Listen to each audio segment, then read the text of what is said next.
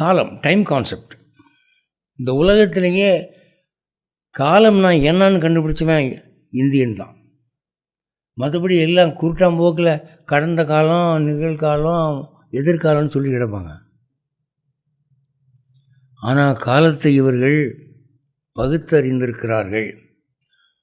ஒரு மலர் மொட்டாயிருந்து மலர்வதற்கு காரணம் அதற்குள்ளே காலம் இருந்து அதை இயக்குகிறது. சூரியன் உதிக்கும்படி செய்வது காலத்தின் செயல். இளைஞன் கிழவனாவது அவனுடைய உடம்புக்குள்ளே இருந்து காலம் செய்யும் செயல். ஒவ்வொரு இயக்கமும் ஒவ்வொரு செயல்பாடும் காலத்தினுடைய செயல்.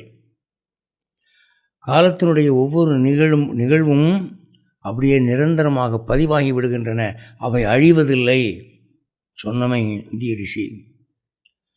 அகண்ட காலம்னு ஒன்று சொன்னான். அகண்ட காலம்னா நிகழ்காலம், இறந்த காலம், எதிர்காலம் என்ற பகுப்பில்லாமல்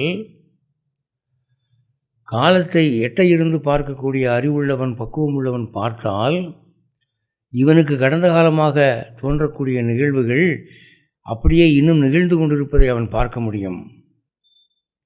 எதிர்கால நிகழ்வுகளை இப்பொழுதே பார்க்க முடியும். அந்த ஞானிக்கு எல்லா காலமும் நிகழ்காலம்தான். அவனுக்கு காலப்பகுப்பில்லை.